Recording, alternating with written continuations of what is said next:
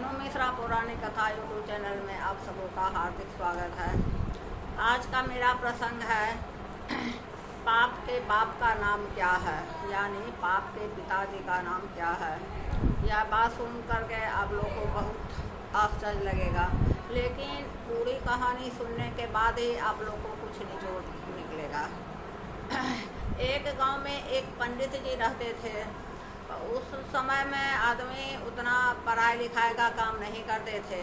उस पंडित जी को एक लड़का था, उसका नाम था मंगल सिंह। उस मंगल सिंह को पंडित जी काशी भेजे थे पढ़ने के लिए। गांव में क्या इलाका में मंगल सिंह ही पढ़ कर के आए थे, बहुत जानकार थे। 12 वर्ष काशी में पढ़ कर के आए थे। उनके पिताजी का पैर जो था सो धरती पर समा नहीं रहा था। इधर से जो आदमी आते थे मंगल सिंह से सवाल करते थे, तो सब सवाल का जवाब मंगल सिंह देते थे। मंगल सिंह के पिताजी जो थे वे फूले नहीं समा रहे थे। उनके खुशी का ठिकाना नहीं था। परिवार में सब बहुत खुश थे। और बनने के बाद, अच्छा बनने के बाद तो बहुत आदमी अपना संबंध फरिया लेते हैं, चचा भैया बुआ फूफा सब बना लेते हैं। और पिछड़ा हुआ आदमी का तो अपना आदमी भी पराया हो जाता है। तो वही बात मंगल सिंह के साथ था। दुनिया में कोई भी, उनके पिताजी का कहना था कि दुनिया में कोई भी ऐसा सवाल नहीं है कि मेरा बेटा हल नहीं कर सकता है। गांव में बूढ़े बुजुर्ग का यह आदत होता है कि जो पढ़े लिखे रहते हैं वे बच्चे से, जिस बच्चे के बारे में जानते हैं कि वह पढ़ा लिखा है, उससे सवाल करते रहते हैं। कुछ इकट्ठे आदमी भी रहते हैं और कि उनको दूसरे के बाल बच्चे का प्रशंसा बर्दाश्त नहीं होता है, तो वह एक खोट खोजते रहते हैं, सबके बच्चे में खोट निकालने का काम किया करते हैं। तो वही बात हुई मंगल सिंह के साथ। मंगल सिंह जिस गांव में थे उस गांव के एक बूढ़े बुजुर्ग आए, बहुत सवाल पूछे मंगल सिंह से। मंगल सिंह सब सवाल का जवाब दिए। तब वे एक बुजुर्ग आए तो पूछते हैं कि मंगल सिंह बाप के बाप का क्या नाम है। मंगल सिंह बेचारे सन्न रह गए। वे बोले कि आज तक तो हम नहीं पढ़े हैं, यह बात तो हम नहीं पढ़े हैं। आपका प्रश्न तो बहुत अच्छा है कि बाप के बाप का नाम क्या है।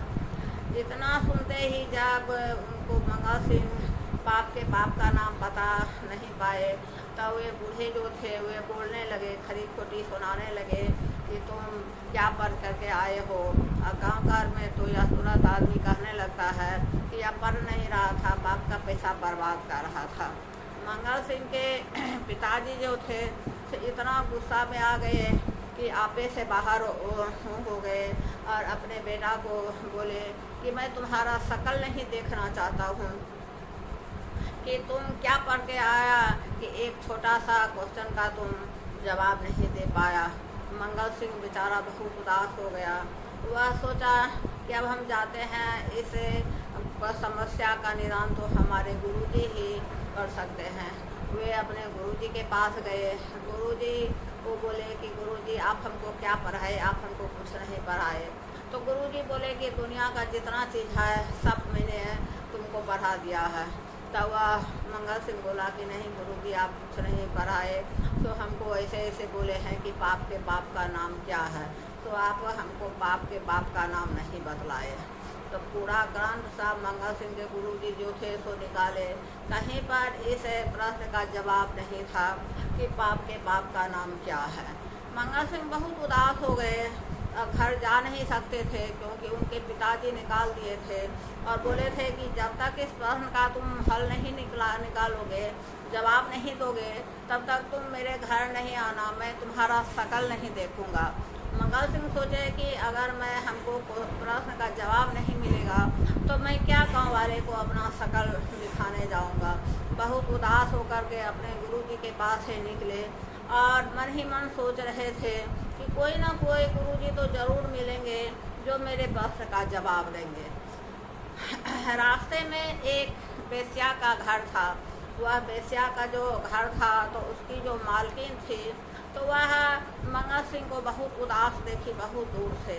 तो वह सोची कि यह तो पढ़े लिखे आदमी लग रहे हैं, ये पंडित जी लग रहे हैं, जवान हैं, हट्ठे कट्ठे हैं, लेकिन ये बेचारे इतना उदास क्यों है।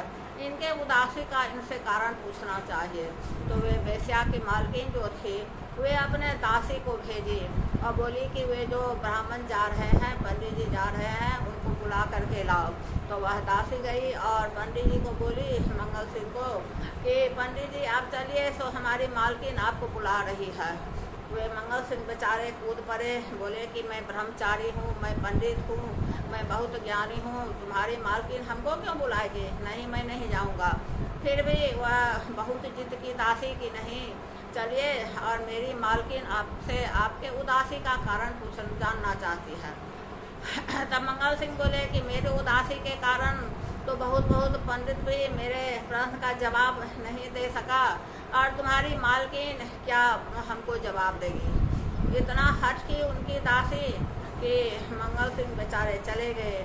मंगल सिंह चले गए तो वह वेश्या की मालकिन बोली कि पंडित जी आप तो पढ़े लिखे आदमी लग रहे हैं, पंडित जी लग रहे हैं, हट्ठा कट्ठा जवान लग रहे हैं, और आप इतना उदास क्यों हैं?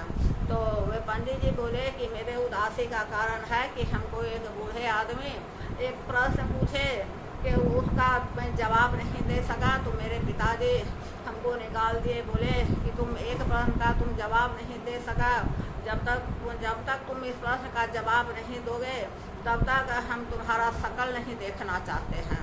तो मैं कौन मुँह लेकर के उनके पास जाऊंगा? वह वेश्या के मालकिन बोली कि आप यहीं पर रुक जाइए, मैं आपके प्रश्न का जवाब दे दूंगी। तो पंडित जी बोले कि मैं पंडित जी और इतने योद्धा साहब मेरे प्रश्न का जवाब नहीं दे पाए, और आप कैसे जवाब दे दीजिएगा? फिर वेश्या की मालकिन बोली कि नहीं, 2-3 रोज आप रुकिए और मैं आपके प्रश्न का जवाब दे दूंगी। तब मंगल सिंह बोले कि तब हमको रहने सहने का व्यवस्था कर दीजिए। तो वह वेश्या के मालकिन जो थी वह एक ठो रूम दे दी पंडित जी को। अब पंडित जी उसी में रहने लगे और अपना खाना बना करके खाने लगे। एक दिन वैसे 2-3 रोज के बाद वेश्या आई और पंडित जी को बोली कि पंडित जी आप जो खाना बनाते हैं सो हमको अच्छा नहीं लगता है, सो मेरे हाथ से, मेरे घर में रहते हैं, मेरे हाथ से खाना खा लीजिए। पंडित जी बोले कि नहीं, मैं ब्रह्मचारी हूँ, मैं वेद पुराण का ज्ञाता हूँ, मैं पंडित हूँ, मैं आपके हाथ का खाना नहीं खाऊंगा। तब वेश्या की मालकिन बोली कि मैं 2 मुहर आपको दूंगी और आप मेरा खाना खा लीजिए। बस पंडित जी थे, लोभी थे, बस लोभ से वे वेश्या के हाथ का खाना खा लिए। वेश्या बना करके दी और खाना खा लिए। उस दिन से खाना बना, दूसरे 2 रोज के बाद फिर वेश्या आई और बोली कि पंडित जी तो आप अपने से खाते हैं तो हमको अच्छा नहीं लगता है, तो मैं अपने हाथ से आपको खिला देती हूँ। तो आप पंडित जी बोले नहीं, मैं आपके हाथ से खाना नहीं खाऊंगा, आप जो बना करके परोस करके देती है वही खाना मैं खा लेता हूँ, वही बहुत बड़ा मेरा उपकार हुआ। अब मैं आपके हाथ से खाना नहीं खाऊंगा। तो वह बोली कि वह वेश्या की मालकिन बोली कि मैं 4 मुहर आपको दूंगी। पंडित जी लोग भी सोचे कि चलो भाई कोई देखेगा नहीं, 4 मुहर मैं ले लेता हूँ और खाना खाते हमको ये खिलाएगी तो कोई देखेगा नहीं। तो बस वे बेचारे 4 मुहर के लिए खा लिए। तो खा लिए तो अब पहले उसके हाथ का बनाया हुआ खाना खाए, फिर वह मुंह में खिलाने लगी, वो खाए लोभ से। फिर 2-4 रोज के बाद वह वेश्या की मालकिन आई और बोली कि पंडित जी 2-3 रोज में मैं आपके सवाल का जवाब दे दूंगी, तो एक काम कीजिए कि रात में मेरे पास आप सो जाइए। पंडित जी बोले नहीं, मैं ब्रह्मचारी आदमी हूँ, या कैसे हो सकता है। बस वेश्या बोली कि मैं 16 मुहर आपको दूंगी। बस वे पंडित जी लोग भी थे, 16 मुहर पर वे पंडित जी तैयार हो गए। जब ये पंडित जी तैयार हुए कि एक चमाटा वेश्या के मालकिन हमारी, तो वे पंडित जी बोले कि मैं ब्रह्मचारी हूँ, मैं पंडित हूँ, मैं आपको साप दे दूँगा, तुम जल करके भस्म हो जाएगी। तब वेश्या के मालकिन बोली कि आप साप दीजिए, लेकिन मैं आपके प्रश्न का जवाब दे रही हूँ, यही आपके प्रश्न का जवाब है। तो पंडित जी बोले कि क्या या थप्पड़ मारना पड़े प्रश्न का जवाब है। तो बोली वेश्या की मालकिन नहीं, लोभ जो है सो पाप का पाप है, लोभ ही पाप का पाप है। आप ब्रह्मचारी, इतने बड़े ज्ञानी, इतने बड़े ज्ञाता, इतने बड़े पंडित, और आप लोभ के कारण आप पथभ्रष्ट हो गए, धर्म को आप बेच दिए, आपको धर्म का होश हवास नहीं रहा। लोभस्य पापस्य कारणम, लोभ ही पाप का कारण है। लोभ जो है सो पाप का बाप है, और लोभ के कारण आप सब कुछ गंवा दिए। यही आपका जवाब हुआ। पंडित जी माफ़ी मांगे और फिर अपना घर नहीं गए, दूसरी जगह चले गए, दूसरे जगह पंडिताई करके अपना जीवन यापन करने लगे। अगर मेरी कहानी आपको अच्छा लगता है तो मेरे चैनल को सब्सक्राइब ज़रूर कर दीजिएगा, लाइक कमेंट ज़रूर कर दीजिएगा। धन्यवाद।